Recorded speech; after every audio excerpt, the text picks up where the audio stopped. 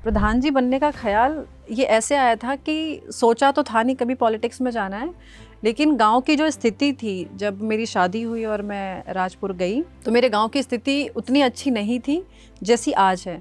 एक तो यूपी हाँ। यूपी में भी वेस्टर्न यूपी, हाँ। उसमें भी बहू, वो भी नई बहू, हाँ। जो कभी गांव में गई नहीं, रही नहीं। और काम करने, आपका सवाल क्या था? नई बहू है बिल्कुल, और ये तो बहुत खुल के बात कर रही है। मेरे को सर ढकना होता था पर मैं सर ढक नहीं पाती थी वहाँ पे, क्योंकि आदत नहीं थी तो बार बार गिर जाता था मेरे से, मैं बहुत परेशान हो जाती थी। एक महिला होने के नाते आपको अंडर एस्टिमेट किया गया हो कि इनसे कहाँ हो पाएगा? हमेशा हमेशा। तो क्या सवाल था? ये अच्छा है, ये जाएगा हमारे मोन्टाज में। पर जो कल्चर है, कल्चर के हिसाब से प्रधानपति बात करेंगे। सवाल मैं पूछ रही होती थी, जवाब वहां जाता था। अच्छा। तो एक व्यक्ति हैं, जैसे ही वो रात में शराब पीते उनको उनकी समस्या याद आती।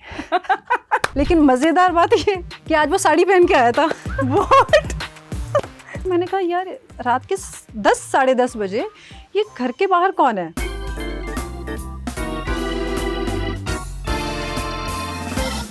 आज बहन शो में हमारे साथ हैं प्रियंका तिवारी। ये यूपी के हाथरस में गांव राजपुर में ग्राम प्रधान हैं, और एक महिला होने के नाते ग्राम प्रधान जैसी पोजीशन पर होना कैसा होता है, इसी पर करेंगे बात। कैसी हैं प्रियंका आप? नमस्कार हरीन जी, मैं बिल्कुल बढ़िया हूँ, आप कैसी हैं? बस बढ़िया जी। तो सबसे पहले तो ये बताइए कि जब आप वहाँ पर बैठती हैं उस पोजीशन पे, तो क्या बुलाया जाता है आपको? आपके साथ के लोग क्या बुलाते हैं? प्रधान जी क्या बुलाते हैं? जो ऑफिशियल्स होते हैं वो मैडम, जो बड़े होते हैं जो पहले से जानते हैं वो नाम से भी बुलाते हैं। अच्छा अच्छा। तो मुख्य तौर पे प्रधान जी बोलते हैं। प्रधान जी, ओके। तो प्रधान जी बनने का ये ख्याल आया कैसे आपको? ये ऐसे आया था कि सोचा तो था नहीं कभी पॉलिटिक्स में जाना है, लेकिन गांव की जो स्थिति थी जब मेरी शादी हुई और मैं राजपुर गई तो मेरे गांव की स्थिति उतनी अच्छी नहीं थी जैसी आज है। तो उन परिस्थितियों को देख करके गांव में सुधार लाने के लिए मैंने चुनाव लड़ा। पहले मैंने अपने गांव में बात की, अपने घर पे बात की, परिवार में बात की, क्योंकि मेरे लिए भी ये नया था। मुझे नहीं पता था क्या क्या चैलेंजेस आने वाले हैं। मेरे को बस ये दिख रहा था कि हाँ सिंपल है, सफाई करनी है, वो मैं कर सकती हूँ। और मुझे मेरे हस्बैंड ने कह दिया था कि तुम प्रधान बन जाओगे तो ईजी हो जाएगा तुम्हारे लिए। तो बस बहुत हल्के में बस गाँव की सफाई करने के लिए मैं प्रधान बनी। लेकिन जब मैं प्रधान बन गई, इस पद पे बैठी, तब मुझे पता चला कि ये बहुत जिम्मेदारी का पद है। ऐसे बहुत से काम है जो मुझे पता भी नहीं था कि मैं कर सकती हूँ, और वो मैंने बाद में आगे जाके किया भी। तो यहाँ पे हम व्यूअर्स को ये बताना चाहेंगे कि प्रियंका और हम क्लासमेट्स रह चुके हैं, एंड अभी Priyanka is rising and shining, and it's a very special interview for both of us, I think. Correct. तो इसलिए अगर कभी बीच में ऐसा वो दोस्ती वाला फील आ जाए ना, तो माइंड मत कीजिएगा। मुझे भी कल से खुद को तैयार करने में बहुत टाइम लगा। हाँ। क्योंकि दोस्त के साथ में ऐसा इंटरव्यू करना ना, मतलब वो एक माहौल वाली बात हो जाती है। बात हो जाती है। हाँ। कुछ इधर उधर ना निकल जाए। हाँ। तो यार सबसे पहले हम ये आपसे जानना चाहेंगे कि जब आपने कहा कि ये आपको करना है और घर पे आपने बताया कि इलेक्शन लड़ना है, तो क्या माहौल था, क्या रिएक्शन था फैमिली मेंबर्स का? शॉक्ड थे सबको एक्चुअली। मैंने और अलंकार ने, मतलब मेरे हस्बैंड ने, हम दोनों ने कार में बैठ के चर्चा की और हम दोनों कन्विंस हो गए थे इस चीज़ के लिए। पर जब हमने घर पे बताया तो घर वाले एक बार मतलब इस चीज़ को बहुत लाइटली ले रहे थे कि ठीक है बच्चे हैं वैसे ही बोल रहे हैं, क्योंकि हमारे घर में पॉलिटिकल बैकग्राउंड बहुत है नहीं। मुझे नहीं पता था कि ये इतना मतलब जिम्मेदारी का पद है, मुझे नहीं पता था। मैंने बहुत कैजुअल चुनाव लड़ा था, लेकिन घर वालों को तो पता था कि ये कितना जिम्मेदारी का है। और जैसी मेरी लाइफस्टाइल थी या मैं खुद जैसी थी, तो उस हिसाब से क्या होता है कि कुछ सीरियसनेस होती है जो हम नहीं समझ पाते हैं उस सिचुएशन की या कंडीशन की। पर घर वाले समझ रहे थे कि अगर पंचायत में चुनाव लड़ रहे हैं और हम जिस हिसाब से शुरू हुए थे लड़ने के लिए कि हम ये काम करेंगे वो काम करेंगे, तो घर वाले और डर गए थे। क्योंकि एक तो यूपी में भी वेस्टर्न यूपी, उसमें भी बहू, वो भी नई बहू, जो कभी गाँव में गई नहीं, रही नहीं। तो बहुत सी चीज़ें होती है जो मतलब कनेक्ट कर रही थी उस टाइम हमारे पेरेंट्स को। तो प्रॉब्लम्स तो आई शुरू में, लेकिन ठीक है, धीरे धीरे जब उनको ये पता चल गया कि नहीं इन्हें करना ही है, अगर हम साथ नहीं देंगे तो फिर ये हो सकता है कुछ चीज़ों में लैग करें, जैसे लोगों से कनेक्ट होने में, या फिर अपनी बात वहाँ तक पहुँच, बहुत सारी चीज़ें होती हैं। फिर बाद में वो मान गए और फिर हम जीत गए। हम जीत गए। और खाली उस वक्त आप ग्राम प्रधान ही नहीं, प्रधान जी ही नहीं, अब आप तो यूपी क्रिएटर्स अवार्ड भी मिल गया है, तो अचीवमेंट पे अचीवमेंट, मतलब वेरी नाइस। Thank you. तो उस टाइम पे जब इलेक्शन और वो सब शुरू हुआ, हमेशा आपने टीवी पे देखा होगा पॉलिटिक्स, रैलीज, ये वो इस तरह की चीज़ें हो रही थी। आपने उस लेवल पे किस तरह का कैंपेन किया था एज, मतलब, और क्योंकि एक महिला हैं तो कुछ ऐसे चैलेंजेस उस टाइम पे फेस किए थे कैंपेनिंग में, और नई नई बहू जो आपने बताया वो आप थी वहाँ पर? हाँ, बिल्कुल फेस किए थे। उसमें क्या होता है ना कि जब हम लोगों से मिलते हैं, बात करते हैं, तो उनकी जो समस्या होती है ना हरीम, वो हम जब तक वहाँ जाके उन लोग के पास बैठेंगे नहीं, हम नहीं समझ सकते। क्योंकि ये मैं इसलिए बोल रही हूँ क्योंकि मैंने ये चीज़ फील किया है। जब तक मैं पंचायत के चुनाव में खड़ी नहीं हुई थी, तब तक मुझे यही नहीं पता था कि ग्रामीण क्षेत्र में महिलाओं को या पुरुषों को या बच्चों को क्या क्या प्रॉब्लम्स आती हैं। और वो अगर शायद कोई नॉर्मल मिल के मुझे बताए ना तो मुझे बहुत छोटी सी लगेंगी, लेकिन जब वहाँ रह के मैं देखती हूँ, उसकी पूरी प्रक्रिया को देखती हूँ, तो मुझे लगता है यार ये दिखती छोटी है लेकिन ये प्रॉब्लम इनकी बहुत बड़ी है, और उस प्रॉब्लम पे काम करना उन लोगों के लिए, ठीक है। तो जब मैं उनसे मिली ना, तब मुझे पता चला कि यार ये प्रॉब्लम छोटी तो है नहीं, बहुत बड़ी है, पर लोगों को कनेक्ट करने में मेरे से इसलिए ईजी हो गया क्योंकि मैं एक महिला थी। सबसे पहले महिलाओं ने कनेक्ट किया, बच्चों ने बहुत आसानी से कनेक्ट किया। कुछ चीज़ें थी क्योंकि मुझे नहीं पता था गांव में, अब जैसे मैं बहुत मतलब बातचीत करने में बहुत खुल के बात करती हूँ सबसे, तो अब सब लोग इसके लिए बहुत मतलब एक्सेप्टेंस आ गई है लोगों के बीच में, लेकिन इनिशियली एक्सेप्टेंस नहीं थी। मतलब उनको ये था कि यार नहीं, नई बहू है बिल्कुल, और ये तो बहुत खुल के बात कर रही है। मेरे को सर ढकना होता था, पर मैं सर ढक नहीं पाती थी वहाँ पे क्योंकि आदत नहीं थी, तो बार बार गिर जाता था मेरे से, मैं बहुत परेशान हो जाती थी। तो लोगों को ये भी नोटिस होता था।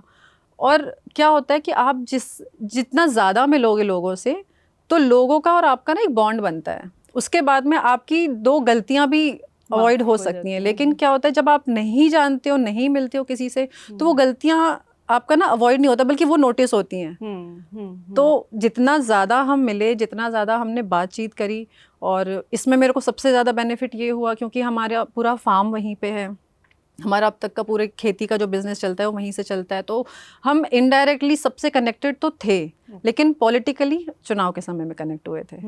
तो बस मेरे ख्याल से रूरल का प्रॉब्लम आया था, अदरवाइज वैसे कोई प्रॉब्लम नहीं आई थी कि अच्छा। तो जब प्रियंका तिवारी प्रधान जी जाके पहली बार उस ऑफिस में उस कुर्सी पर बैठी, तो कुछ एक होता है ना, आप अंदर से कुछ सोचते हो कि ओह ये यहाँ आ गए हम, कुछ उस टाइम का क्या पहला ख्याल था, कुछ बताएंगे? क्या हुआ कि मैं हमेशा से स्पोर्ट्स में रही हूँ, है ना, तो हमेशा से स्पोर्ट्स में भी जीतती रही हूँ। नेशनल खेल लिया, इंटरनेशनल खेल लिया, सब खेल लिया। तो एक जो जीत का मज़ा आता है ना, वो बहुत अच्छे से, मतलब वो स्वाद चखा हुआ था मैंने जीत के मज़े का, तो मुझे मज़ा आया जीत के। पर तब हमारे पंचायत में ऑफिस नहीं था हमारा, जिस पे मैं बैठ के, आपने कहा कि मुझे वो फील आई हो, तो पंचायत का ऑफिस नहीं था। दूसरी चीज़, वो कोविड का टाइम था, तो हम बहुत अच्छे से उस चीज़ को सेलिब्रेट नहीं कर पाए थे कि मुझे फील आती वापस। तो बस मुझे ये लग रहा था कि मुझे एक काम करना है, उसके लिए मैंने कोशिश की। मतलब जैसे हम कहते हैं ना कि मुझे कोई काम करना है, मैंने परमिशन मांगी, आपने मुझे परमिशन दे दी, तो मुझे उस वक्त बिल्कुल एग्जैक्टली यही फील आ रहा था कि मुझे अपने गांव के लिए कुछ करना है। मैंने गांव वालों से परमिशन मांगा, उन्होंने मुझे परमिशन दिया है, तो बस मुझे ये खुशी थी। बाकी फील जैसी तब मुझे आ नहीं पाई थी, मेरे को पता नहीं था ना इतना बड़ा पद होता है ये, मेरे को वो इतना नहीं महसूस नहीं हो पाया था। तो जिस प्रियंका को हम जानते हैं, जैसा कि हमने थोड़ी देर पहले बात भी की थी कि पॉलिटिक्स उतना पसंद नहीं थी, जानते नहीं थे, और फिर अचानक एक ऐसी जगह आना कि इतनी बड़ी जिम्मेदारी ले लेना, तो उस टाइम पर अगर आप अपने को कंपेयर करो अब से, तो अब सब कुछ तो क्लियर होगा कि क्या कैसे है। तो हमारे व्यूअर्स को अगर आप एक वो हायरार्की और वो बता पाएँ कि गांव में किस तरह से होते हैं प्रधान, उनके साथ कौन लोग काम करते हैं, कैसे? गांव में सबसे पहले जो होता है, फर्स्ट पर्सन होता है, वो होता है ग्राम का प्रधान। प्रधान के साथ में बहुत सारे उनके मेंबर्स होते हैं, वार्ड मेंबर्स, सदस्य जिसे कहते हैं। तो वो जितने वार्ड होंगे आपके वहाँ पे, आपके उतने सदस्य होंगे।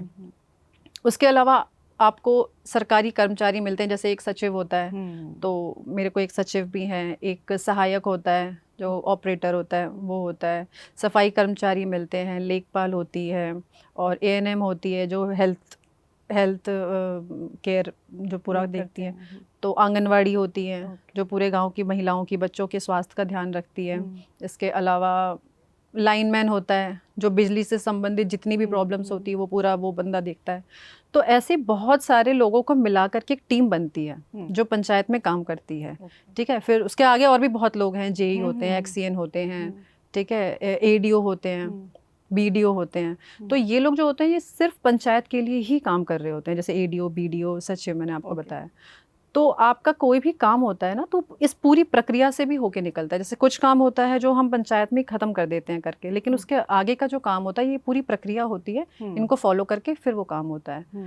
तो ये भी मुझे बताना पड़ता है गांव के लोगों को, क्योंकि वो 1-2 के बाद में वो रुक जाते हैं। अब जैसे उन्हें ये पता है कि अगर मतलब आप मानिए अगर मृत्यु प्रमाण पत्र बनवाना है तो मृत्यु प्रमाण पत्र के लिए क्या क्या लगना है, ये लग के फिर हमें कहाँ जाना है, अगर डॉक्यूमेंट्स कम है तो बीच में हमें मतलब कैसे, मतलब क्या कर सकते हैं, वो पूरा जो प्रोसीजर होता है वो मैं एक एक इंसान को बिठा के समझाती हूँ। अगर वो नहीं कर सकते हैं, मुझे ये पता चल रहा है कि ये मतलब पढ़ नहीं सकते हैं, लिख नहीं सकते हैं, इनको दिक्कत आ रही है, तो उसमें फिर मैं सचिव को कहती हूँ, फिर सचिव उनको पूरा असिस्ट करते हैं और पूरा हेल्प करते हैं। तो ये मैं आपको सिर्फ एक मृत्यु प्रमाण पत्र का बता रही हूँ। इस तरह के बहुत सारे डॉक्यूमेंटेशंस होते हैं जिसको करना पड़ता है, और उसमें प्रधान और सचिव सबसे मेन रोल प्ले करते हैं।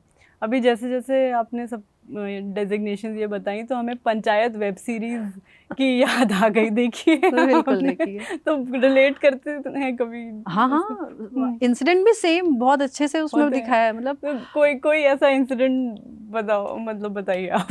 मतलब देखिए, हाँ, काफ़ी तो उसमें दिखा चुके हैं, जैसे सीसीटीवी कैमरा। हाँ। मैंने जब सीसीटीवी कैमरा लगाने का डिसीजन लिया था तो उस टाइम पे बहुत से पंचायतों में नहीं लगा था। राजपुर शायद पहला पंचायत था यूपी का जिसमें सीसीटीवी मतलब गलियों में लगाए, चौक पे है ना, रास्ते में, गलियों में, मेन रोड पे ऐसे लगाए।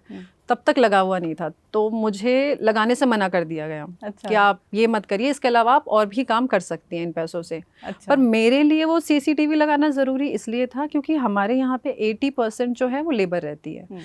वहाँ पे बहुत सारे फेक केसेस होते हैं, और औरतें रात में या अंधेरा होने के बाद में घर से बाहर नहीं निकल पाती हैं। मतलब बहुत सारी ऐसी चीज़ें होती हैं सिक्योरिटी पर्पस के लिए, क्राइम कम करने के लिए। तो मेरी प्रायोरिटी ये थी कि अगर मैं ये लगाऊंगी तो ये सारी चीज़ें मैं मैनेज कर पाऊंगी, एक सुरक्षा दे पाऊंगी लोगों को। तो मुझे मना किया गया। फिर जब मेरे को सीएम अवार्ड मिला, पहले ही साल सीएम अवार्ड मिल गया था मुझे, तो मैंने फैसला किया कि मैं उस पैसों से ये लगाऊंगी। तो मैंने लगाया, उसको बहुत अप्रिशिएट भी किया चीफ सेक्रेटरी उत्तर प्रदेश ने। फिर उसको सारी पंचायतों में इम्प्लीमेंट भी किया गया कि हर पंचायतों में सीसीटीवी कैमरा लगना चाहिए। तो और ये उसमें भी दिखाया है, वेब सीरीज में आपने देखा हो। तो फिर जब मैंने लगाया, फिर सारी पंचायतों ने लगाया, तो मैंने कोरिलेट कर लिया उसको। फिर उसमें बकरी भी चोरी होती है। अच्छा, हमारी पंचायत में भी बकरी चोरी हो गई। बकरी चोरी हुई। फिर वो व्यक्ति मेरे पास में आए, काफ़ी परेशान भी थे। तो फिर मुझे पंचायत की याद आई। तो काफ़ी चीज़ें पंचायत में दिखा चुके हैं जो बहुत हद तक सही है। जैसे वो एक, आप अगर आपको ध्यान हो तो वो दीवार पे एक कुछ कोटेशन लिख रहे होते हैं, क्या 2 बच्चे खीर बाकी बवासीर, कुछ ऐसा करके। तो ये बहुत सही दिखाया कि गांव वाले उसके प्रति विरोध करते हैं। तो हम भी कुछ लिखवाते हैं तो उससे पहले हमें थोड़ा सा सोचना पड़ता है कि इसके लिए गाँव वाले विरोध मत कर दें कि हम ये लिखवा तो रहे हैं। तो हमें बहुत मतलब सोच समझ के कुछ भी कोटेशन लिखवा रहे हैं, कुछ भी मैसेज देना है, वो सब करते हैं तो बहुत सोच समझ के करना पड़ता है। तो ये सब तो हमने उसमें देख लिया। एक फनी इंसिडेंट मेरे साथ ऐसा हुआ था कि वो उसमें नहीं दिखाया। हमारे यहाँ पे ना मतलब पंचायतों में क्या होता है कि हर कोई ज़रूरी नहीं है कि आपके ऑफिस में ही आके आपसे मिले या फ़ोन पे ही आपसे बात करें। वो प्रधान जी के घर पे आ जाएंगे, चाहे रात के 12 बज रहे हो, चाहे सुबह के 4 बज रहे हो, 5 बज रहे हो, वो बिना घड़ी देखे आपके घर आ सकते हैं। तो मेरे घर पे मैं महिला प्रधान, महिलाओं के लिए बहुत बात करती हूँ अपनी पंचायत में। तो एक व्यक्ति हैं, तो जैसे ही वो रात में शराब पीते हैं उनको उनकी समस्या याद आती। ठीक है। तो वो प्रधान जी के घर पे आ जाते हैं। अब वो देख के हाव भाव पता चल जाता है कि व्यक्ति पिए हुए हैं। तो उस कंडीशन में मैं किसी से मिलती नहीं हूँ। तो मैंने पापा से कह दिया, मैंने कहा पापा आप जाके उन्हें बोलिए कल ऑफिस में आ जाएंगे। पापा ने जाके उनसे कह दिया कि अभी नहीं, आप कल ऑफिस में आ जाइएगा, अभी आपने पी रखी है। वो बहुत गुस्से में वहाँ से गया। ठीक है। अगले दिन वो वापस आया, पीने के बाद उसे वापस से याद आई उसकी समस्या, उसको दिन में याद नहीं आती थी, वो अगले दिन वापस आया वहाँ पे। मैंने कहा ये एक बहुत गलत तरीका है कि आप वापस ऐसे आए। मैंने कहा पापा इनको बोल दीजिए वापस चले जाएं, आप ऑफिस में आइए या फिर मेरे से फ़ोन पे बात कर लीजिए आप। तो पापा ने वापस आया, कहा वो बिल्कुल गुस्से में उस दिन चला गया। तीसरे दिन वो वापस आया, लेकिन मज़ेदार बात ये कि आज वो साड़ी पहन के आया था। What? कि महिला बन के, हाँ, महिला बन के वो साड़ी पहन के आया और हमारे घर के बाहर उससे साड़ी संभल नहीं रही थी। वो बेचारा कभी यहाँ से, मैं बहुत देर तक देखती रही। मैंने कहा यार रात के 10 साढ़े 10 बजे ये घर के बाहर कौन है। बहुत देर बाद देखने के बाद मैंने जब जूम किया कैमरा तो मुझे पता चला ये वही आदमी है जो पिछले 2 दिन से आ रहा था। उससे लगा कि महिला प्रधान है तो महिला बन के चले जाते। फिर वहाँ पे फिर बहुत कुछ सीन वीन हो गया था। फिर वो वहाँ से गए, फिर उनकी समस्या अगले दिन उनको बुला के हमने पूछी कि हाँ भैया अब बताओ तुम्हारी दिक्कत क्या, क्योंकि तुम दिन में आओगे नहीं, तुम रात में आओगे। क्या दिक्कत थी वैसे उनको? अब दिक्कत तो मुझे याद नहीं थी, वैसे ही कुछ होगी। अच्छा। पर ये मुझे बहुत फनी लगा, इसलिए हम आज भी अपने घर में सबको, मतलब मैं मम्मी को भी कहती हूँ पापा को भी, कि मतलब उसका समस्या बताने का तरीका मुझे बड़ा अच्छा लगा कि मैं साड़ी पहन के जाऊंगा तो प्रधान जी। अब एक्चुअली कोई भी महिला अगर रात में आ जाती है ना तो फिर मैं उनसे मिलती हूँ, क्योंकि फिर उसके लिए मैं टाइम नहीं देख सकती। उनको ये पता था। वही नहीं सच्चा। अच्छा, तो जो मुद्दे जैसे सबसे ज्यादा किस तरह की चीजों के लिए लोग आपके पास आते हैं, मतलब सबसे ज्यादा समस्या किस चीज की होती है? सबसे ज्यादा आधार कार्ड बनवाने के लिए आते हैं। अच्छा। उसके अलावा जैसे पहले बहुत था ये फेक केसेस होते थे, जैसे 2 पार्टीज लड़ गई। अब ये वाली भी हमारे पास आ रही है अपनी बात। अब आप क्या, जिसके मुंह से उसकी कहानी सुनते हो उसके वो सही लगती है। तो अब दोनों पक्ष एक एक करके हमारे पास आएंगे। तो कई बार तो हम जब समझा देते थे कि नहीं देखो ये मत करो, यहाँ पे आपकी गलती, यहाँ पे आपकी गलती है, तो वो चीज़ें वहीं ख़त्म हो जाती थी। और अगर हम भी कंफ्यूज हो रहे हैं, दोनों एडमेंट है अपनी अपनी बात पे, तो फिर उस केस में हम मतलब आसपास के लोगों से पूछते थे क्या हुआ क्या नहीं हुआ। लेकिन अगर फिर भी एडमेंट है तो फिर पुलिस का मैटर होता था, फिर उसमें हम सही कार्रवाई हो, सही जांच हो, इसकी बात कर देते थे। बड़ी मज़ेदार बातें हैं। बीच में हम अब ये जानना चाहेंगे, जो मेन मुद्दा है आपका, जैसे वेस्ट मैनेजमेंट और प्लास्टिक को लेकर के जो आपने वहाँ पे एक मुहिम छेड़ी थी, उसके बारे में बताओ थोड़ा आप। ये मुहिम मैंने क्यों छेड़ी ये तो मैं पहले ही आपसे चर्चा कर चुकी हूँ कि मैं प्रधान बनी ही सिर्फ सफाई के लिए थी, क्योंकि बहुत कचरा था। मतलब आप ये समझिए कि गांव को क्रॉस करने वाली जो सड़क थी, पूरी सड़क पे एनक्रोचमेंट था। ठीक है, तो जब मैं प्रधान बन गई, चुनाव जीत गई, लेकिन मैंने शपथ नहीं लिया। मैंने इस दौरान बीच में उस पूरी सड़क को साफ करवाया था। तो जितना भी कचरा निकला था, तो कचरे में जैसे जो गोबर था तो वो हमने आवंटित जगह पे, जहाँ पे गोबर रखे जाते हैं खाद के तौर पे, आवंटित जगह लोगों को दे करके और वहाँ पे उन गोबरों को रखवाया। जो कचरा निकला उन पूरे कचरे को कलेक्ट करवाया। अब कलेक्ट करवाने के बाद में जितना सिंगल यूज़ प्लास्टिक था, या उस समय तो मैं प्लास्टिक ही कहूँगी, जितना प्लास्टिक था हमने प्लास्टिक को अलग किया, बाकी कचरे को अलग कर लिया। और ये प्रक्रिया हमारी चलती रही। इसमें हमारे सचिव, BDO, ADO इन लोगों ने बहुत सहयोग किया था। और गाँव में प्रचार करने के लिए लोगों के बीच में गए भी, हम लोग सब साथ में गए, जितनी दुकानें हैं सब पे गए कि सिंगल यूज़ प्लास्टिक मत करिए यूज़, अगर आप करते हैं तो आप पे फिर हम चालान करेंगे, पेनल्टी हो जाएगी। तो ये सारी चीज़ें हुई। फिर बच्चों को इसमें इन्वॉल्व किया हमने कि बच्चों को किस तरह से अलग अलग एक्टिविटीज़ के थ्रू हम अवेयर कर पाएँ, ताकि उनकी मानसिकता आज से ही बदले इस चीज़ में। हमने घर घर कपड़े के जो थैले होते हैं, बैग्स होते हैं, वो हमने डिस्ट्रीब्यूट किया था, और प्लास्टिक बाय बैक किया था। तो ये सारी चीज़, और फिर जो CM अवार्ड मुझे मिला था उससे हमने प्लास्टिक बैंक्स भी लगाए थे। प्लास्टिक बैंक क्या है, एक लोहे का बॉक्स बनता है जाली से, और वो सिर्फ प्लास्टिक के लिए डेडिकेटेड होता है। हर तरह की प्लास्टिक आप उस पर डालिए, और हमारे सफाई कर्मचारी वो जा करके प्लास्टिक कलेक्ट करके वो पंचायत घर में ले आते हैं। तो पंचायत घर में एक सेक्शन है RRC सेंटर, वहाँ पे वो आता था। तो तब तक क्या था कि हम सिर्फ अपने गांव में लोगों को जागरूक कर रहे थे, ठीक है, कि प्लास्टिक यूज़ मत करो, कचरा इधर उधर मत फेंको, डस्टबिन में फेंको। हमारी ये एक्टिविटी इतनी हाईलाइट हुई कि फिर वो सीधे लखनऊ शासन तक पहुंची कि हम इस तरह से काम कर रहे हैं राजपुर में। और राजपुर तब फर्स्ट पंचायत थी जो प्लास्टिक को लेके काम कर रही थी यूपी में। तो सबसे पहला जो प्लास्टिक वेस्ट मैनेजमेंट यूनिट था वो राजपुर को सैंक्शन हो गया। जब वो मशीन आई हमारे यहाँ पे राजपुर में, तो जितना भी कलेक्टेड कचरा था प्लास्टिक का उसको हमने सेग्रीगेट किया, उसमें से सिंगल यूज़ प्लास्टिक हमने अलग किया और मल्टी लेयर प्लास्टिक को हमने अलग किया। तो जो सिंगल यूज़ प्लास्टिक था उसको हमने जो 3 मशीन्स आई थी उसमें एक है फटका मशीन, दूसरी है श्रेडर और तीसरी है बेलिंग मशीन। तो जो फटका मशीन है उसमें आप कचरे जो प्लास्टिक होता है सिंगल यूज़ आप उसमें डालिए, तो एक ब्लोअर होता है, ब्लोअर के माध्यम से पूरा कचरा नीचे निकल जाएगा और प्लास्टिक साफ़ होकर बाहर आ जाती है। फिर उसके बाद में श्रेडर होता है, श्रेडर में आप जब वो प्लास्टिक डालेंगे तो वो पूरे छोटे छोटे पार्टिकल्स में कट कर देती है और वो निकाल देती है। और जो बेलिंग है आप उसको पूरा ले जाके आप बेलिंग मशीन में डालो तो एक बहुत ज़्यादा प्लास्टिक को वो क्यूबिकल फॉर्म में प्रेस करके बना देती है। ओके। तो हमने ये काम करना शुरू किया, हम प्लास्टिक कलेक्ट कर रहे थे, वहाँ पे श्रेड कर रहे थे और क्यूब्स बना बना के रख रहे थे।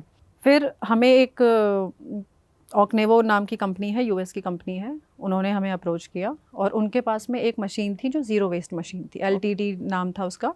और वो मशीन बहुत बहुत ही अच्छी मशीन थी। क्यों बोल रही हूँ मैं ये बात, क्योंकि जितना बचा हुआ पूरा कचरा था, जितना कचरा आप मतलब आप ये समझ लीजिए रबर, कपड़ा, मल्टी लेयर प्लास्टिक, कुछ भी कचरा, तो उस कचरे को हम उसमें डालते थे और वो बिजली से चलता था और वो पूरे कचरे को ऐश में कन्वर्ट कर देता था। और सबसे अच्छी बात यह है कि उसका NGT का सर्टिफिकेट भी था कि वो एयर पॉल्यूशन भी नहीं करता था। तो जो गैस निकल रही है वो भी अच्छी निकल रही थी और जो ऐश निकल रहा है उस ऐश को भी हम वापस ब्रिक बनाने में यूज़ कर सकते हैं, भट्टों में दे करके। तो वो पूरी तरह से कंप्लीट सोल्यूशन था। तो राजपुर में सिर्फ कचरा कलेक्ट करके सेग्रीगेट करके श्रेड नहीं हो रहा था, राजपुर में कचरा ख़त्म भी हो रहा था और रिसाइकल भी हो रहा था। अब रिसाइकल कैसे हो रहा था मैं आपको बता देती हूँ। जो हम क्यूब्स बना के रख रहे थे तो उत्तर प्रदेश सरकार ने जो RED डिपार्टमेंट होता है जो सड़कें बनाती हैं, तो उनको आदेश किया था कि आप जो भी बिटुमिनस सड़क बनाएंगे आप उसमें पंचायतों में जो प्लास्टिक श्रेड हो रही है वो आप लेंगे। तो उन्होंने राजपुर को अप्रोच किया था, हमने उन्हें प्लास्टिक अपनी सप्लाई की थी और वो सड़क बनी थी, एटा में बनी हुई है, मैंने अपने प्रोफाइल में डाल भी रखा है, अगर आप देखेंगे तो दिख जाएगा।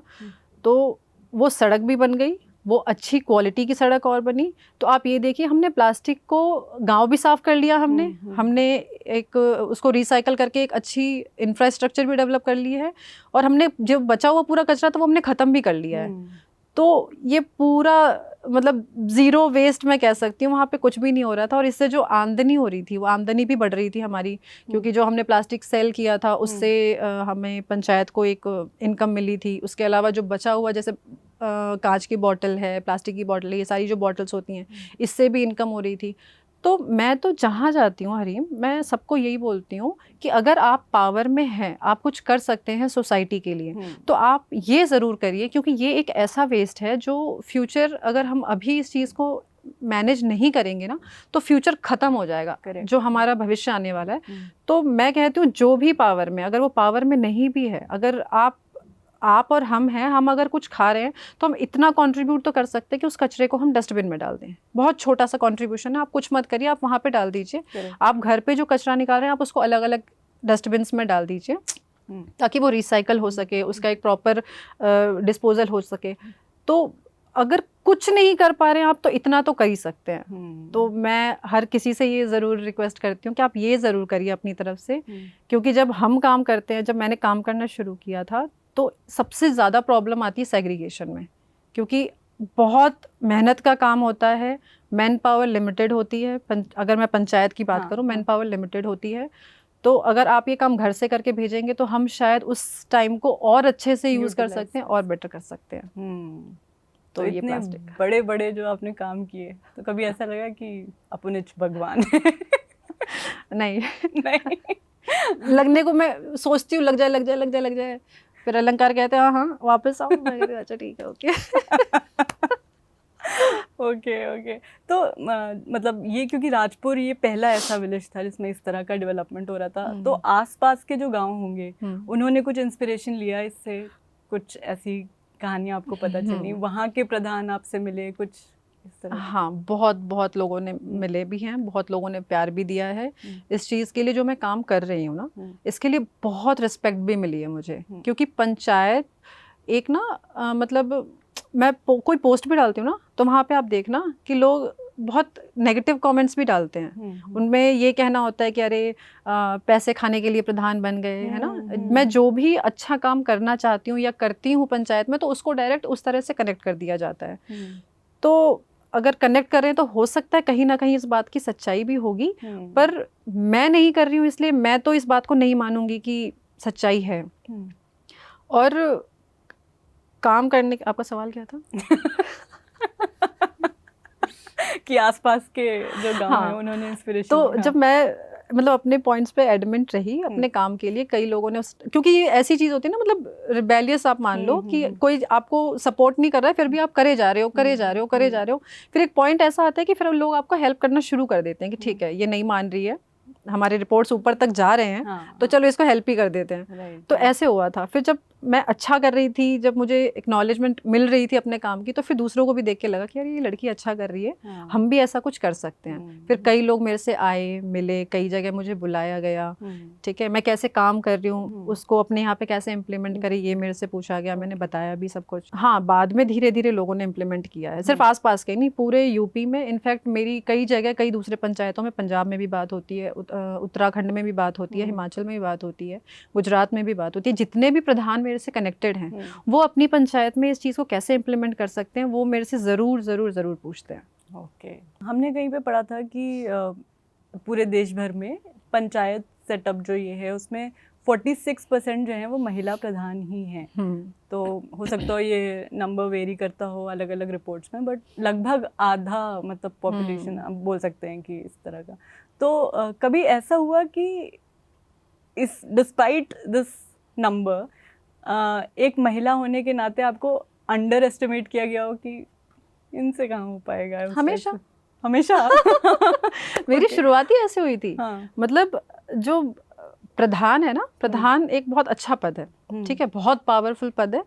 और अगर आप कुछ करना चाहो तो आप ये समझ लो, आप मतलब स्टेट में सीएम और सीएम के अलावा अगर पंचायत में है तो वो प्रधान, दो ही पावरफुल पद मैं मानती हूँ कि अपने लॉ बना सकते हैं, ठीक है, अपनी हर चीज़ों को वो ग्राम सभा बैठक में बैठ के पारित करके हाथों हाथ इम्प्लीमेंट कर सकते हैं। इतनी पावर होती है पंचायतों में। तो क्या सवाल था? ये अच्छा है। हाँ, तो कभी अंडर एस्टिमेट किया गया कि हाँ, तो शुरू में फिर क्या वो प्रधान पति वाला कल्चर बहुत था।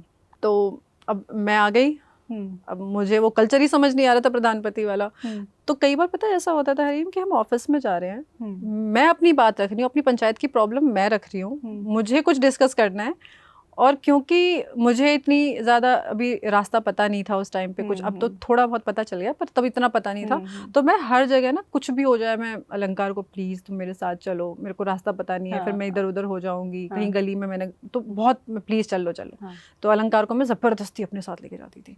तो जब हम जाते थे, मैं अब क्योंकि मैं ज़बरदस्ती ले जा रही हूँ ये हम दोनों जानते हैं, ठीक है, पर जो कल्चर है, कल्चर के हिसाब से प्रधानपति बात करेंगे, ठीक है। तो सबको लगता था कि प्रधान जी इसलिए आए हैं अपने पति के साथ में, क्योंकि बात तो वही करेंगे, ठीक है, पढ़ी लिखी है तो अपने शहर में, अपने घर में है, जो तरीका है वो तो यही है।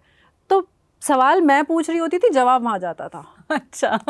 मैं पूछी जा रही हूँ, सवाल जवाब भी पूरा, तो मेरे को बड़ा अजीब लगता था। फिर मैंने फ़ोन पे या मिलना सब मैंने अकेले शुरू किया। मैंने कहा अब कहाँ जवाब दोगे, मैं ही हूँ सामने, मुझे जवाब दो। कोई भी मिलने के लिए आता, प्रधान जी हैं, मैं कहती हाँ बोलिए, नहीं भाई साहब, मैं कहती प्रधान तो मैं ही हूँ, अगर आपको भाई साहब से मिला तो भाई साहब बोलिए, प्रधान तो मैं ही हूँ, अगर पंचायत से बात है तो आप मेरे से करिए। तो शुरू में था, पर अब धीरे धीरे ये कम हुआ है। और इसमें सबसे बड़ा जो योगदान है वो मैं सरकार का दूंगी, यूपी गवर्नमेंट का दूंगी, क्योंकि इन लोगों ने, जो यूपी उत्तर प्रदेश सरकार है, इन्होंने महिलाओं को सामने लाने में पंचायत स्तर पे बहुत काम किया है। मैं पहले साल से देख रही हूँ, जब से मैं प्रधान बनी हूँ, कि कितनी सारी ट्रेनिंग प्रोग्राम्स होती हैं, कितनी सारी एक्टिविटीज़ करते हैं वो, कितने कि एक्चुअली जब बात फाइनेंस की आती है ना, तो महिलाएं थोड़ा सा घबरा जाती हैं कि कुछ गलत मत हो जाए, सरकारी पैसे हैं, हमारे ऊपर कार्रवाई मत हो जाए। तो उसके लिए भी ट्रेनिंग प्रोवाइड करी जाती है, स्पेशली महिला प्रधानों को, कि आपको फाइनेंस कैसे मैनेज करना है, ऑडिट होगी तो आपको किन किन बातों का ख्याल रखना है। तो महिलाओं को सामने लाने में, महिलाओं को सशक्त करने में, पंचायत स्तर पे प्रधानपति का कॉन्सेप्ट ख़त्म करने में यूपी गवर्नमेंट ने बहुत अच्छा काम किया है। तो इसके लिए तो मैं बल्कि धन्यवाद करती हूँ यूपी गवर्नमेंट का कि जो महिलाओं को सिर्फ नाम के लिए प्रधान नहीं बना रहे हैं, काम भी करवा रहे हैं। और मैं आपको एक चीज़ और बता दूं हरीम कि उत्तर प्रदेश में आपने 46% बताई ना सीट इंडिया में, उत्तर प्रदेश में 53 या 56% महिला प्रधान है। ओके, ऑलरेडी हैं, इस साल हैं। और सबसे ज़्यादा पंचायतें भी उत्तर प्रदेश में ही हैं, 58,600 समथिंग, 50 या 46 कुछ ऐसी पंचायतें हैं। तो इसमें से 53 या 56% महिला हैं। तो क्यों ना करे वो महिलाओं को सशक्त। सही बात। अच्छा, हम कई रिपोर्ट्स के लिए कुछ गांव जाते हैं। कुछ साल पहले हम लखीमपुर के एक गांव में गए थे और बड़ा वहाँ पे जो हमने महिलाओं की हालत देखी इन टर्म्स ऑफ वॉशरूम और ये जो सैनिटेशन और इस सब को लेकर के, तो वो काफ़ी बुरा हाल था। तो इस कॉन्टेक्स्ट में आपने अपनी तरफ से क्या किया है राजपुर के लिए? राजपुर में हर घर में शौचालय बना हुआ है, हर घर में शौचालय है। और ये जो आप कब गई थी लखीमपुर? ये 2 साल हो गए। 2 साल हो गए। तो अगर वहाँ पे अभी भी ये स्थिति है तो ये वाकई दयनीय है, क्योंकि सरकार ऑलरेडी इस चीज़ पे काम कर रही है। अगर मैं राजपुर की बात करूँ तो राजपुर में हर घर में शौचालय बने हुए हैं। अगर किसी में नहीं बने हैं तो हम हाथों हाथ बोल करके उसमें उनका अप्लाई करवाते हैं। पर हर बना हुआ है, ठीक है। आप, मेरे ख्याल से कोई ऐसा है नहीं जो बाहर जा रहा होगा। सामुदायिक शौचालय भी बने हुए हैं, जैसे कभी कुछ ज़रूरत है आप नहीं जा सकते तो आप मतलब पंचायत के शौचालय में आप जाइए, आप उसका यूज़ करिए। तो खुले में इसका तो कुछ नहीं है। ओके। अच्छा प्रियंका, आप जब अपनी ड्यूटी पे निकलती हैं और मतलब जैसे आपने बोला गली गली या कहीं और इंटीरियर गांव में कहीं जा रही हैं, तो हर जगह तो नहीं होता होगा वॉशरूम, मतलब घरों में होता होगा, कोई कुछ जगहों पे होता होगा। तो आप एज अ महिला उस टाइम पे कैसे डील करती हैं, या कभी कुछ किसी ऐसी सिचुएशन में कभी फंसी हैं?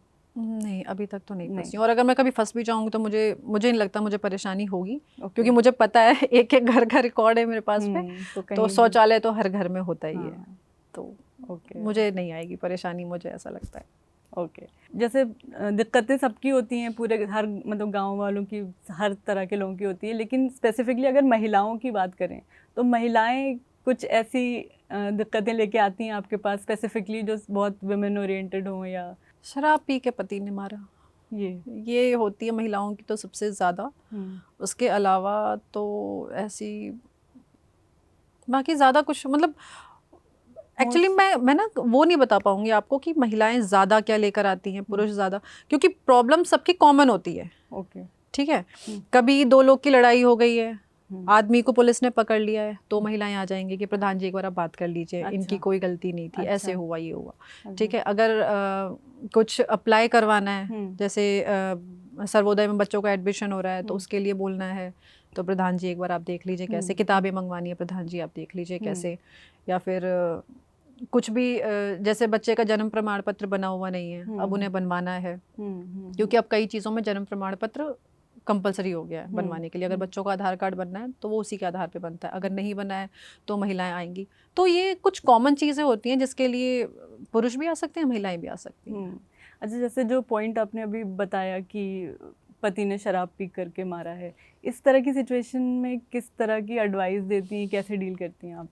अब पति ने अगर शराब पी के मारा है तो गलत ही मारा है। तो मैं बिल्कुल वुमेन के साथ में ही, उसकी महिला के साथ में हूँ मैं, कि अब उसमें मेरा ये होता है कि अब आप बताओ कि मैं आपके लिए क्या कर सकती हूँ। ठीक है। अगर आप ये चाहते हो कि पुलिस आए, पुलिस आपके घर में इन्वॉल्व हो, तो मैं वो भी कर सकती हूँ। मैं अभी बोलूँगी पुलिस अभी आ जाएगी। या फिर मैं तो अपने गाँव वालों को कहती हूँ कि तुम लोग मेरे ऊपर डिपेंड ही मत रहो। ठीक है। कोई भी दिक्कत हो आप ऑनलाइन इसमें अप्लाई करिए, हर चीज़ में। क्योंकि कभी कभी क्या होता है, सबको ये लगता है ना प्रधान जी बायस्ड हो गए, है ना, प्रधान जी के वो ज़्यादा क्लोज थे इसलिए प्रधान जी उनकी तरफ बोल रहे हैं। तो ये वाली चीज़ भी गांव में बहुत होती है। आप कितनी भी सही के लिए बोलिए, लेकिन अगर 2 पक्षों की लड़ाई होती है और एक पक्ष की तरफ आपने बोल दिया तो दूसरा वाला ये बोलेगा वो प्रधान जी के क्लोज हैं। ठीक है। तो प्रधान जी ने उनके लिए बोला, प्रधान जी ने बोला, इसलिए सब उनकी बात मान रहे हैं। तो इसलिए मैं सबको ये कहती हूँ, चाहे वो सरकारी तंत्र हो या कुछ भी, हाँ काम रुक रहा है मैं आपकी मदद करूंगी, लेकिन जो काम की प्रक्रिया है, प्रक्रिया आपको पूरी फॉलो करनी पड़ेगी। जैसे अगर लड़ाई हो गई है, शुरू में जब कैमरा लगा था तो अगर लड़ाई होती थी तो पुलिस की हैबिट नहीं थी कैमरा चेक करने में, वो भी रूरल एरिया में कैमरा कौन चेक करता था। तो झूठे केसेस लगते थे, तब भी लगता था, सबको लगता था कैमरा बंद पड़ा है। और मैं इसके लिए फाइट करती थी कि मैंने कैमरा इसीलिए लगवाया है कि ये बायस्ड जो वाला एक ठप्पा होता है प्रधान पे वो मत लगे, जो गलत है उसके ऊपर कार्रवाई करो, ठीक है। अब वो व्यक्ति अगर अच्छा है तो पुलिस देखेगी, अगर वो व्यक्ति गलत है, बुरा है, तो भी पुलिस देखेगी, और परिवार उस चीज़ को फेस करे, क्योंकि परिवार सबसे पहले आता है ये बोलने के लिए कि प्रधान जी बायस थे, तो प्रधान जी बायस नहीं थे। तो ये वाली चीज़ें होती हैं। जब जैसा कि हमने पहले बताया, हम एक दूसरे को बहुत पहले से जानते हैं, एंड हमने हमेशा कभी ऐसा नहीं है कि हम आपको हमेशा साड़ी में पल्लू के साथ और एकदम सूट और वैसे देखा है, हम नॉर्मल ऐसे भी ड्रेसअप होते हैं। तो जब आप ड्यूटी पे होते हो, क्या आप मेक श्योर करते हो कि उसी एक गेटअप में हो, या फिर नॉर्मल भी आप रह सकते हैं? मतलब नहीं, मतलब सूट साड़ी, सूट साड़ी। हाँ, यूजुअली जब मैं रहती हूँ तो मैं ज़्यादातर सूट पहनती हूँ, लेकिन अगर मुझे लगता है कि कोई आ रहा है, क्योंकि मेरा भी कंफर्ट जोन होता है उसमें सूट में, क्योंकि अगर मैं कहीं पे भी एकदम से मुझे जाना है, कुछ करना है, तो मेरे को संभालने की ज़रूरत नहीं पड़ती है। दुपट्टा आपने डाला और आप चले गए सूट में। और आप अगर मेरी प्रोफाइल देखेंगे तो आपको ये भी देखने को मिलेगा कि मैं कभी आपको मतलब बिल्कुल वेल ड्रेस्ड नहीं दिखूंगी। मैं जैसी रहती हूँ मैं वैसी चली जाती हूँ, क्योंकि मेरा काम है काम करना, ठीक है। प्रेजेंटेबल मैं नहीं भी रहूंगी तो एक बार को चलेगा, लेकिन अगर मेरी जनता का काम हो रहा है, जिसके लिए मेरे को चुन के उन्होंने बिठाया है इस पद पे, तो मेरे लिए वो ही मेरा अवार्ड मैं मानती हूँ। अब उस दौरान में फोटो क्लिक हो गई है तो मैं डाल देती हूँ, फिर मैं ये नहीं देखती हूँ मेरा कुर्ता अच्छा नहीं है, दुपट्टा अच्छा नहीं है, जैसे हम लोग देखते हैं। हाँ, और फिर मैं देख के बाद में सोचती भी हूँ यार ये मैंने क्या डाला है, तो मुझे लगता है ठीक है ये ज़रूरी है। और वो काम डालना ज़रूरी इसलिए होता है ना, कुछ लोग ये भी कहेंगे कि प्रधान जी काम डालने की ज़रूरत क्या है, जब ऐसा ही है तो आपको हर चीज़ पोस्ट करने की ज़रूरत क्या है। पोस्ट करने की ज़रूरत इसलिए पड़ती है कि जब हम काम करते हैं ना, तो हमें देख के दूसरे भी उनको इंस्पायर होती है, हिम्मत मिलती है, क्योंकि मैं तो कई प्रधानों से कनेक्ट होती हूँ ना। तो जब वो लोग ये चीज़ देखते हैं कि मैं इस तरह से काम कर रही हूँ, मैं हर जगह आप नहीं देखेंगे मुझे कि मैं एकदम साड़ी करके और एकदम दुपट्टा करके और फुल मेकअप वेकअप करके मैं जाके बैठी हुई हूँ कहीं पे भी, आप मुझे कहीं नहीं देखेंगे ये ऐसा कुछ भी करते हैं। यहाँ भी हमने ज़बरदस्ती करवाया। मुझे अजीब लग रहा है। चलो, तो हाँ इस तरह से होता है। तो ओके। तो अब जितने प्रोजेक्ट्स चल रहे हैं, जो काम ऑलरेडी चल रहा है वो चल रहा है, फ्यूचर राजपुर का आप क्या देख रही हैं आज से 5 साल बाद, और क्या ऐसा होगा जो अभी नहीं है राजपुर में? देखिए 5 साल बाद तो मैं कैसे बता पाऊंगी, क्योंकि मैं नहीं रहूंगी ना। क्या पता। हाँ अगर मैं रही तब तो फिर यूपी इलेक्शन आने वाले हैं। हमारी सीट रिजर्व रहती है। ओके। वो शायद भगवान जी को मुझे बनाना था तो सीट जनरल हो गई। जनरल की भी एक बहुत अच्छी स्टोरी है। हाँ, जब चुनाव डिक्लेयर हुआ था तो राजपुर की सीट जनरल थी उस वक्त, ठीक है, नहीं जनरल महिला थी। अच्छा। तो जितने भी प्रत्याशी थे सबने अपनी बीवी को, बहन को खड़ा कर दिया। मैं भी अपने घर से खड़ी हुई, तो फिर वो सीट बदल के जनरल महिला से जनरल हो गई। ठीक है, जैसे ही जनरल हुई सारी महिलाएं नीचे, आदमी ऊपर, ठीक है, सबने अपनी महिलाओं को बैठा दिया, अब हम लड़ेंगे। क्योंकि प्रधान तो आदमी होता है ना। अच्छा। लेकिन मेरे साइड से मैं ही खड़ी थी, अभी भी अपने घर से भी मैं ही खड़ी थी। तो फिर चुनाव लड़ भी गए, फिर जीत भी गए, तो सबको बहुत बुरा लगा था इस चीज़ से। मतलब सॉरी मुझे बोलना तो नहीं चाहिए, पर हाँ बुरा तो लगा था सबको कि एक तो ये अभी आई है कुछ समय पहले, दूसरी आदमियों के सामने जीती है, ठीक है। तो वो प्रोसेस करने में उन लोगों को थोड़ा टाइम लगा। और उसके बाद में भी देखिए जो मेरे साथ है, जिसने चुनाव के दौरान मेरी मदद की है, ठीक है, कैंपेनिंग में, लोगों से मिलने में, सब में, वो एक अलग चीज़ है, ठीक है, उसको मैं बहुत रिस्पेक्ट करती हूँ। अगर उनका कोई काम है, अगर मैं नहीं कर रही हूँ तो मैं इसके लिए जवाबदेही रखती हूँ कि हाँ मैंने आपका काम नहीं किया और आपने मेरी इतनी मदद की थी। लेकिन अगर वो व्यक्ति मुझे गलत काम करने को बोले तो आपको क्या लगता है मुझे करना चाहिए? नहीं करना चाहिए? मैंने नहीं किया तो वो चीज़ और बुरी लग गई। ओके। कि एक तो हमने इनकी हेल्प की थी और इन्होंने मेरा काम नहीं किया, क्योंकि मैं नहीं कर सकती हूँ गलत काम, मैं बिल्कुल नहीं कर पाऊंगी। और मैं सबको कहती हूँ आप अगली बार बिल्कुल मुझे वोट मत दीजिएगा अगर आपको ये लग रहा है कि मैं गलत काम नहीं कर रही हूँ। अगर आपको लगता है मैं सही कर रही हूँ तो आप बिल्कुल वोट दीजिए। जब काम की बात आती है तो मैं बिल्कुल ये नहीं देखती हूँ कि इसने कुछ समय पहले मेरे लिए इतना उल्टा बोला था, इसने ऐसे किया, ये चुनाव के समय इसने मुझे वोट नहीं दिया, मैं वो नहीं देखती हूँ। वो एक व्यक्ति का व्यक्तिगत रुझान जहाँ था उसने वहाँ दिया, जिसके परिवार से कोई खड़ा था उसने वहाँ दिया। लेकिन जब काम की बात आती है, मैं उस पद पे बैठी हूँ, तो मैं काम को मना नहीं कर सकती हूँ। आपका जो भी काम है आप आइए, करवाइए। अच्छा, क्योंकि रक्षाबंधन के आसपास हम ये बातें कर रहे हैं, हाँ, तो एक तरह से अगर देखें कि ये जो गांव है, ये आपकी रक्षा कर रहा है, आप उस गांव की रक्षा कर रहे हैं, तो आई थिंक इस फेस्टिवल को भी काफ़ी मीनिंगफुल बनाएगा ये। देखिए, रक्षाबंधन का मतलब क्या है? रक्षा का बंधन, आप रक्षा का बांध रही हैं। बंधन, हाँ, ठीक है। रक्षा का मतलब है सुरक्षा, सुरक्षा। ठीक है, प्रेम, एक कनेक्शन, ये है रक्षाबंधन। तो हम अगर पूरे साल रक्षाबंधन को फील कर रहे हैं एक दूसरे के लिए खड़े होकर के, तो इससे सुंदर चीज और क्या होगी? करेक्ट है ना। हम भाई को भी वो एक प्रेम का धागा ही बांधते हैं, वो एक रक्षा सूत्र होता है जिसको हम बांध करके एक दूसरे को कहते हैं कि ठीक है, अब जीवन भर भाई बहन की रक्षा करता है।